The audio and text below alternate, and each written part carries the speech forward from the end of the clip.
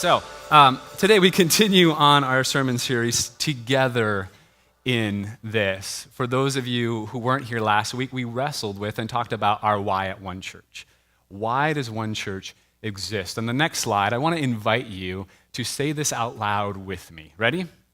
One Church is a safe community that reflects the inclusive love of God. That is our why. And I talked about last week the importance of the word safe, inclusive, and love being in there, and how we drew this out of our community, trying to reflect more clearly who we are as a community. So this is why One Church exists. So last week we talked about our why. This week, as we continue on the sermon series, this week and next week, we're going to explore our core values at One Church. So on the next slide, you'll see what our core values have been currently, and they have been in the past. First, a safe place for questions and doubts. 2, no perfect people allowed. And 3, following Jesus is as much about this world as it is the next. These core values help shape our purpose statement. And as we were kind of exploring who we are as a community, to be honest, actually, these core values kind of shaped us more than our purpose statement in the past. In fact, I would be hard-pressed to explain to you what our purpose statement used to be.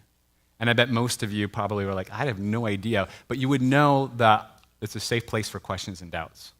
Most people understand us that way. And you would probably have some inclination of these other two. So we felt like these really reflect our core values. How do we say this in a slightly different, more succinct way? So we're not really changing these at all. By the way, the core values just meaning how we accomplish our purpose. How do we become a safe place, a safe community that reflects the inclusive love of God? What are the things that we really, really value that are essential to this community? Which I think will be interesting as we explore the next slide. Instead of changing these, we're shortening them. And I hope you'll see the overlap. So, 1, openness. 2, humility. 3, community. So a safe place for questions and doubts reflects this idea that we strive to be open.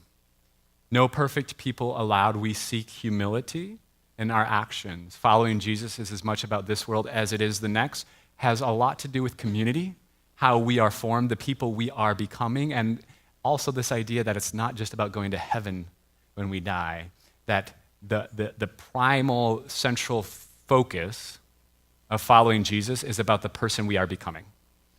So we're going to go through 1 and 2 this week, and then 3 next week. So let's talk about openness. Next slide. Openness can be defined this way: having no enclosing or confining barrier, accessible on all or nearly all sides. I like that word, accessible. Also, being in a position or adjustment to permit passage, not a shut or locked, such as an open door. Now, I think this is interesting because I bet if you scour the internet and you looked at churches, you would be hard-pressed to find a church that would have a core value of openness. Now, if you do, please email me so I can reach out to them and figure out how they got there. But I doubt you would find a church that as one of their core values is this idea of openness. Now, most people, when they think of Christians or people of faith, do not think of people who are open, do they? They often think of people who are closed, narrow-minded. So this, by putting this as a core value, reflects the kind of community we are trying to create, an open community. We're hoping that when people read this on a website or wherever, if they find it, that they're like, okay, this is this kind of community, and it will either tell them, yes, this is the community I'm looking for, or openness, what? That doesn't even make sense, and they'll be like, yeah, I have a feeling what they are, and that's not me, and that's okay. But we hope that they'll be able to tell just by looking at that. Here's the thing. If you take Scripture seriously or let it inform you, we're not going to take a too deep of dive right now, but I think just a general overview of Scripture, just reading it, should lead you to take a more open posture. Openness is really about a posture. and how you present and how you view things and how you take in the world. It's a posture, right? So here's just a few ways God spoke in Scripture. Just this by itself. God spoke through people, probably more than anything else, through prophets, through people in Scripture. God spoke through circumstances. A few weeks ago, we talked about Jonah, and God spoke to Jonah, said, Jonah, go to Nineveh. Jonah didn't. Then he got on a boat, and God spoke through the storm, and then God spoke through the fish, and then God later on spoke through, a vine that grew. God spoke through dreams and visions. Joseph, Solomon, Jacob, Peter, John, Paul. Side note here, I've listened and read a few interesting things. I'm not anywhere near an expert, and I have no idea, so don't ask me afterwards. But I've talked to psychotherapists, I've heard from psychotherapists and the importance of dreams and what it can do to kind of explain to us. Our subconscious may be speaking to us in circumstances. So I've been trying to pay attention to dreams. It's just half the time I wake up and I'm like, Molly, I can't remember what I dreamt. And sometimes I'm like, I don't know what that means. But maybe pay attention to your dreams and what they might be telling you. God spoke through nature, through the burning bush, through fire, through the sun, through different means. God spoke, of course, through Scripture. Here's the gist. It's like we have this book we call the Bible that has so many different perspectives and so many different ways God operates that it's almost as if it's meant to be put there in all its diversity to say you cannot systematize this. You cannot systematize, codify the way God acts, God speaks, God moves in your life and the way we as humans grow. And I think we still try. We see it all the time. We all still want to. I think we all still have that desire to. But if we take Scripture seriously, we look at it, it should cause us to be an open type of person. And for some of us, that might even, we think we are open if we're more progressive, but perhaps it means, are we open to the ways God might speak or lead in our own life, or the Spirit might speak that maybe is almost beyond how we can possibly understand it? Does that make sense? So, there's a lot we could say about openness, but I want to move on to humility. And then at the end, we'll talk about ways we can cultivate this, practically speaking. So humility, defined, means freedom from pride or arrogance, the quality or condition of having a modest opinion or estimate of one's own importance or rank. Again, when people think of Christians or people of faith, humility isn't usually among the top descriptions, is it? Judgmentalism probably is, which I think is the result of the opposite of humility, pride, thinking too highly of oneself or maybe one's view of or understanding of Bible, Scripture, God, how the world works. So we here at One Church, we value humility. We seek humility. It's all throughout Scripture. We could spend months just analyzing Scripture verses on humility. And I think we've all probably read plenty, but here's just a couple. In James 4:6, the author writes, "But God gives more grace. Therefore it says, God opposes the proud, but gives grace to the humble." And that word in the Greek, opposes, means actually God works against those who are prideful. And if I look at Scripture, I think two things stand out where it seems to me to sort of, I don't know, bug God, tick God off a little bit. And that's one, when people exclude others or don't take care of others or think because they do rituals or whatever that they're okay instead of taking care and listening to the poor, the marginalized, those that are on the margins or those that are excluded.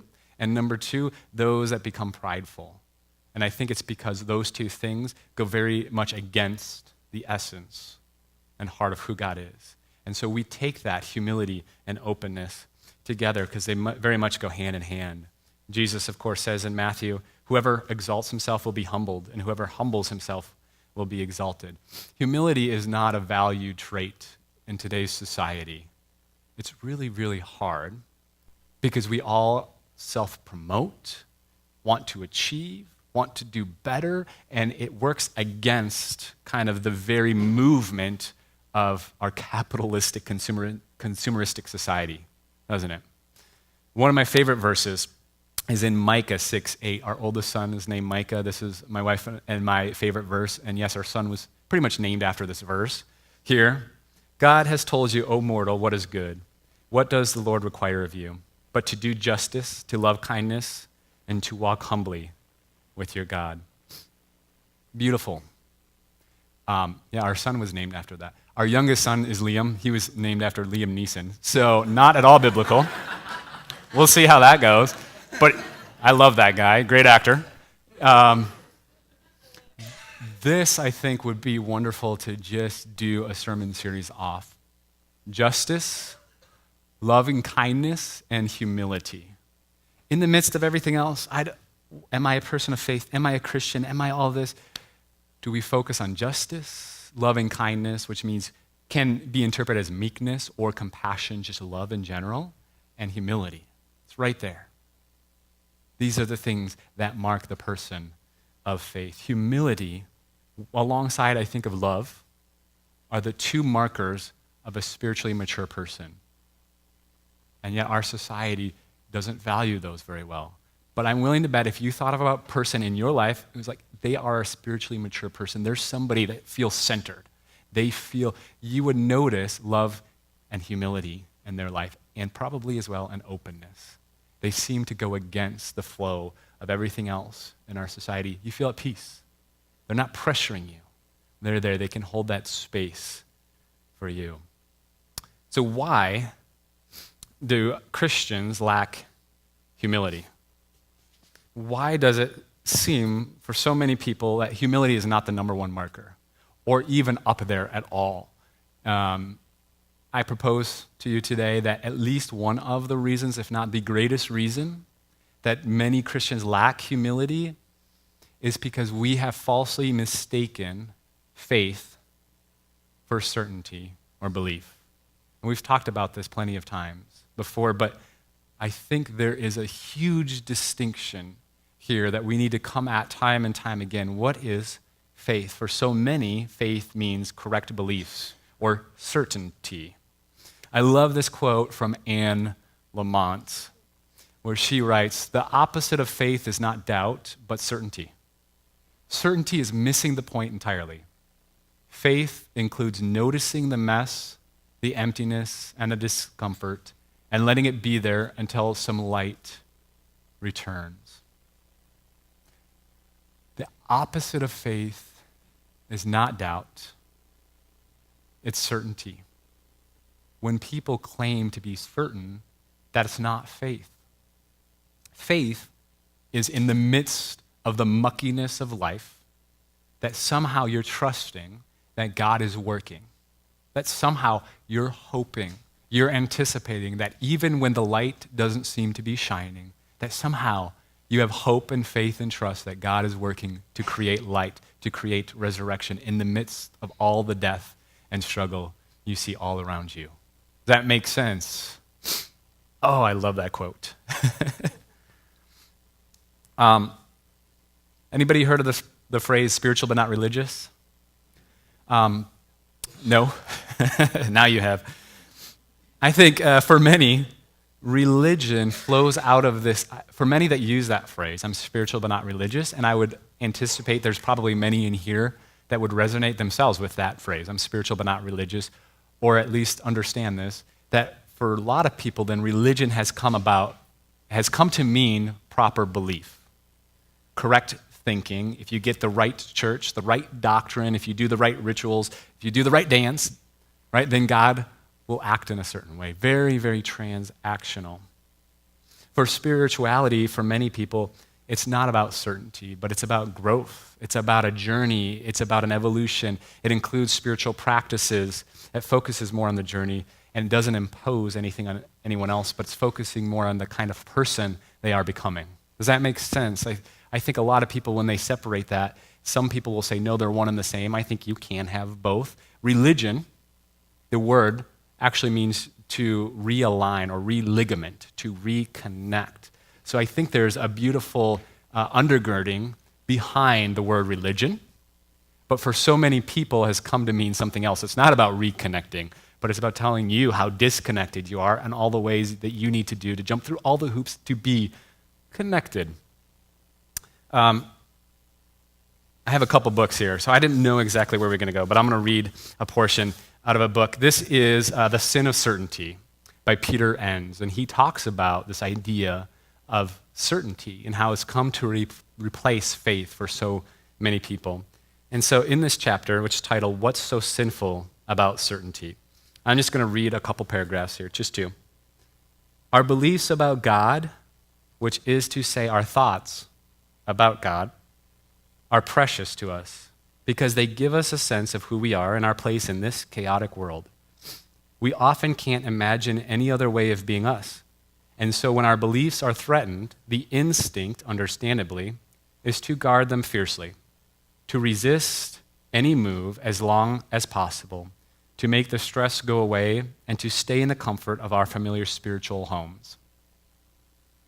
But in resisting, we may actually be missing an invitation to take a sacred journey where we let go of needing to be right and trust God regardless of what we feel we know or don't know. The key to seeing this unsettling discomfort as a sacred rather than a damning task is to decouple our faith in God from our thoughts about God. Your faith in God is not the same as your thoughts about God. That way, faith doesn't rest on correct thinking. And then later on, and the next quote is up here on the slide, Peter Enns writes, walking the path of faith means trusting God enough to let our aha moments expose how we create God to fit in our own thinking. So he argues in his book that all of us create God to some extent in our own image. And that when we can at least admit that, that brings with it a certain amount of humility. In this last week, Wednesday nights, we started a new small group on the Enneagram. And Anthony, who's leading the small group, mentioned, and I agree, that we all, because of our Enneagram number, our type, there's 9 types, tend to see God in light of that to some extent. That influences how we see God, and I agree.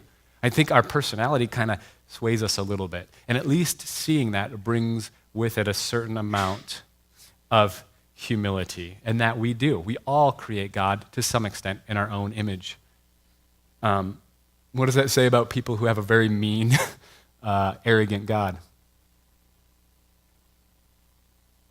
I don't know where that came from, but there you go. That's free.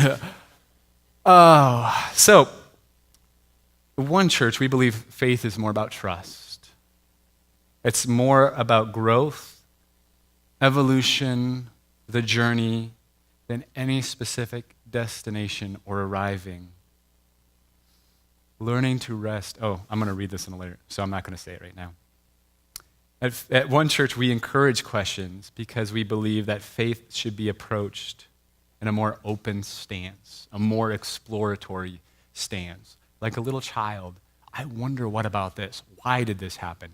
I know I get so annoyed. Last night, Micah was doing it to you, and I'm trying to go to bed super early, to get up super early, and I hear Micah out there with Molly, my wife, why, but why this, but why that, trying to figure this out. And it can get so annoying. And yet we told him, and he'll remind us, don't ever just accept the answer because I told you so, which we're paying for that now. But I hated that answer, and so I want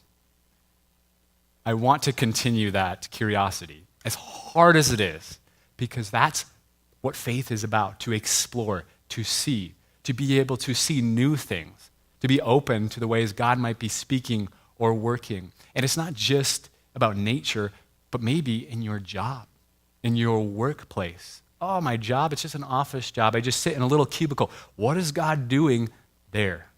Oh, my job, I don't work. I'm a stay-at-home mom. What is God doing and speaking there in the midst of all the dirty diapers and the dishes?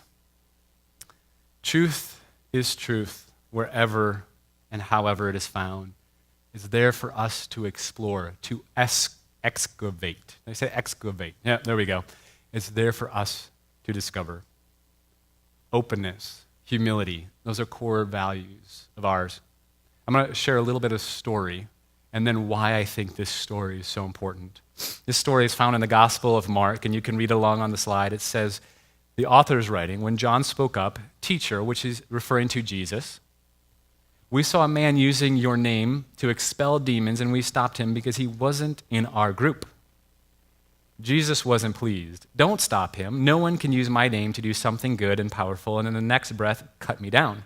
If he's not an enemy, he's an ally. Anyone, by just giving you a cup of water in my name, is on our side. Count on it that God will notice. So you have this group of people that begin to follow Jesus. They re-identified with a new group, a new tribe, so to speak. And they begin to see people outside of their group that weren't following the way they were following, the person they were following, began to do something that they were supposed to be doing and said, no, you can't do that. That's our thing. If you want to do that, you have to come and be a part of our group. And Jesus said, wait. Your mentality is all wrong. It's not an us versus them. It's not our group. They have to join our group. There is a movement happening, and they're a part of that movement. And they may not be in our group, so to speak, but they're among the same movement. They're in the same flow. They're doing the same things, and that's okay. They're not our enemy. They're our ally. What does that speak to us today? In many ways, Jesus was working with what some psychologists call the tribes effect or tribalism. So we've all today, all humans alive, we've inherited, thanks to our ancestors, from evolution, this tribalism mentality. That people who band together, stay together, live together, our ancestors, it was life or death. They needed to find a tribe, a group. And if they didn't, their chances of living went way down. So they became a part of that group. You identified with that tribe. You were that tribe. Now, today, we hold on to these. Not all of it is wrong, but we still hold on to these. We see it in many different ways, including what political party you're a part of, what religion or religious tradition you're a part of, what national identity you're a part of, or even something basic as what sports team you're a part of. And we see this. So one psychologist did a study and found that this won't be that surprising to anybody here, but that fans watching their specific sports team experience extreme levels of physical arousal, including changes in heart rate, brain waves, perspiration. Anybody ever been to a sports game? Anybody ever seen any sports game? I'm not a huge, I love sports, but I don't watch it a lot. I watch at least one football game every year. This last year, of course, the Super Bowl. Who remembers who was playing? Patriots and the Falcons. So I didn't see a game all year. I don't like either of those teams that much. But the Patriots have a bad rap. Sorry, Jim. And so I was like, well, they've won plenty, so I want the Falcons to win. So I went in thinking, I want the Falcons to win. And then what happened while I was watching this game, I hate to confess this, but I was like, I didn't care either one that much, but I was like, the Falcons are kicking butt. I want this to be a good game, so I switched. There's my loyalty there. So I switched to the Patriots, and I was like, yeah, come on, Patriots. And they started to win, and then they went into overtime, and I was all excited. I'm like, I want the Patriots to win, kick butt. Yes, I could care less. Now I can barely remember who played. They weren't my team. But in the midst of that, there was this sort of urgency within me, and I got drawn into it. I'm from Wisconsin. I'm a cheesehead. And I know there's a few of you other cheeseheads out here, Packers fans. When I see somebody wearing an apparel that's Green Bay, my instinct is to be like, awesome, there's a connection here.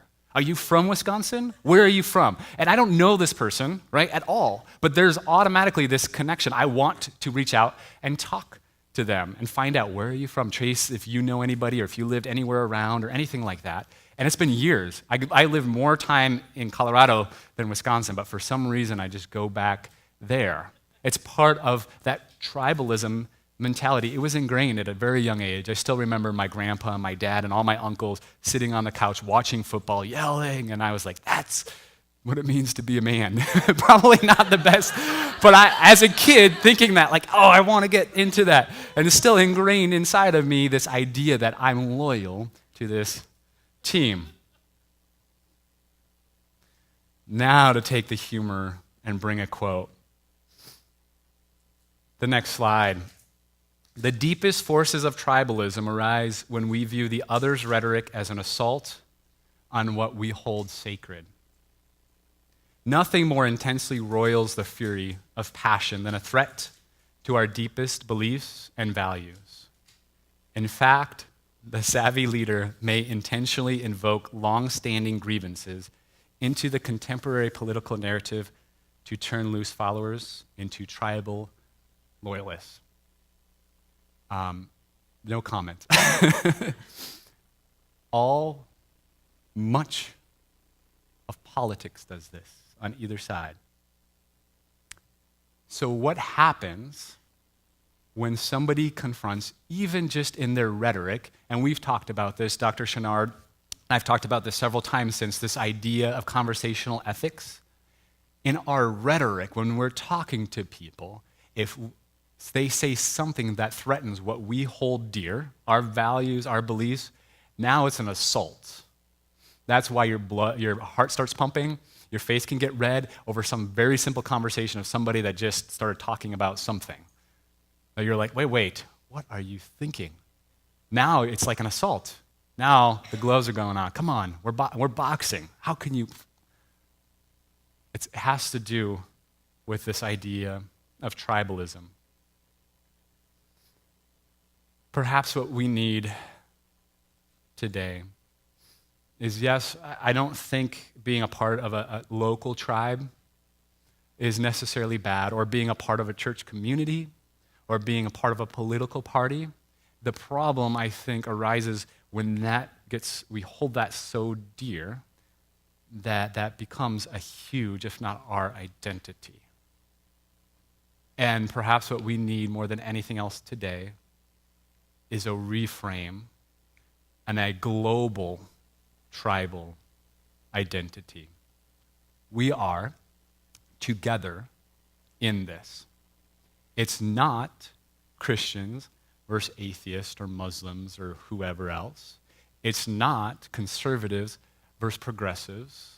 It's not Republicans versus Democrats. It's not America versus everyone else. We are in this together. And reframing this, having a more global perspective, is extremely important. In developmental psychology, they talk about how we all start off as egocentric. Then we move up, some of us, to ethnocentric. And that can be defined by your ethnicity or your group or whatever. And then we move up to world-centric. I know you're dying right here to say something. We all bleed the same blood. Well said. Thank you. I think Christianity, that was very good. Christianity is set up to be at least among the top movements, not the only one, to bring about a more global sense of tribalism. We're in this together. Because as our text, as our sacred scripture says in the very beginning, every human being has the imago Dei, the image of God. Every human being is loved and valued. Doesn't matter what skin color you are, ethnicity, sexual orientation. We all bleed the same blood. We all matter. I think what Jesus was doing, and what, if he was alive today, would continue to do, why are you fighting amongst each other? We're in this together. We're realizing this more and more. It's becoming so obvious. Hey, if you're just in this for yourself, America will succeed when other nations also succeed. If we rape and pillage our environment, we will not continue. We're in this together, and how we live matters. So, with that said, I want to close with this, switching gears. How do we cultivate an openness and humility? I'm going to give 4 ways. These are practical ways. I don't think anything here that I say is going to spark something brand new that you've never heard, but it helps us to be reminded over and over and over again, because I, like all of us here, will tend to be closed-minded. That's our natural default mode, just closed off. 1, actively listen to other people's stories and their beliefs, especially their stories, because their story will invite you into why they believe certain things. Their story will shape, and you'll have greater empathy as you understand their story. It's easy to attack somebody when you don't know their story. If you sit down, you hear their story, oh, okay, I may not agree, but now I have a better understanding of where you're coming from. The second one, which is along the similar lines, you could group them together, but I thought this is so important. When someone says something you disagree with, become curious, which is the opposite of what we all want to do. And it takes intention, and you have to be conscious about it. At least I found in my experience, my automatic reaction is to want to fight. Is to either tell them all the reasons they're wrong, or if I'm really, really good, I won't tell them, but I'll be thinking about it in my head. And I'll look calm and like, oh, that's very nice. And I'll be thinking about, you're an idiot, and this is wrong. Never thought about that, anyone here. But don't tell me you haven't thought about those things too. But when you disagree, consciously transition and say, I'm going to ask them questions. I disagree here. This is what it's doing to me. I want to learn more about them. And as you do, I've done both, a lot more of the not being curious, but you begin to learn, even if you don't agree, it's okay. You begin to learn their story, why they believe the way they believe. Number 3, read books, listen to radio shows, watch TV, news, articles that offer different perspectives. Some of you I've heard do this. You've told me you do this. And this, I think, is important because what happens is we all become isolated and we get in our own little echo chambers. And then what can happen is as soon as somebody else then comes and disagrees, we're like, what, you're a fool? Like, nobody thinks that way. And we haven't exercised that muscle. And so by deliberately choosing to exercise these muscles, then when somebody else comes across that we might not agree with, it's not a huge affront. We're used to it a little bit more. Does that make sense? We're more developed in that. So here's my challenge, invitation to you. Pick one of these, 1 through 3. Which one do you struggle with the most? And work on that. Next slide, it's our last slide. 4, regularly engage in contemplative prayer and confession. What the heck does that have anything to do with being open and humble? I think it has everything to do being open and humble. Let me say something about confession and then something about contemplative prayer. Confession is like a dirty word in more progressive open circles because of how it's been used. Like I confess to whatever priest and then God does this, or God won't forgive me unless I say all my confessions. But I think confession is important because it's not about what it does for God. It's about what it does for you. Because when we're not aware and consciously self-examining the things we're doing, we go around, as Jesus said, and you find the speck in everyone else's eye, and you don't see the log that's just growing and growing and growing in your own eye. So perhaps confession on a regular basis is absolutely important to remain humble and open. I messed up.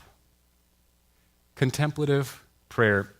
What I mean by contemplative prayer is this. Any sort of practice that involves silence, solitude, or stillness. The 3 S words. Our world does not have much of that. It's hard to get that. And that's much more a posture than it is, like, for example, solitude can be found even right here, right now.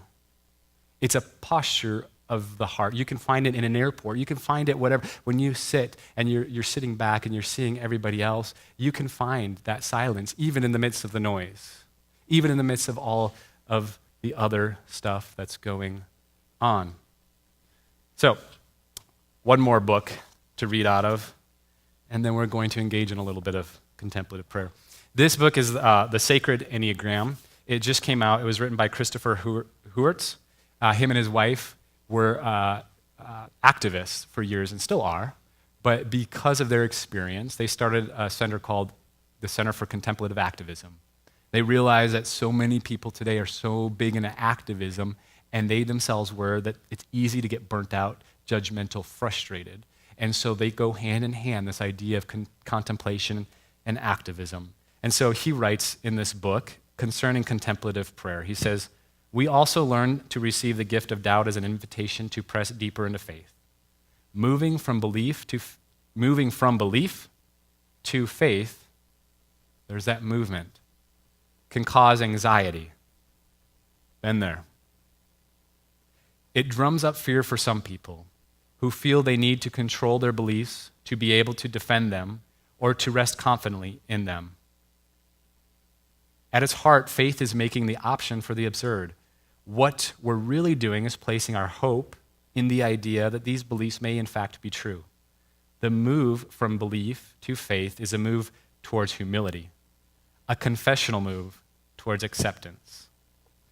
And this is really good. Ultimately, faith is learning to rest in the mystery. But that invitation is a difficult one. So many of us spend much of our time trying to defend our beliefs, to come up with better arguments, to convince someone that the way we think, live, act, or worship is superior. In those efforts, we tend to gravitate towards arrogance, the opposite of humility. Why? Because we've mistaken our faith for our correct beliefs and our way of worship. Gentle as it is, the contemplative path is also severe, a demanding journey toward humility as we move from belief to faith.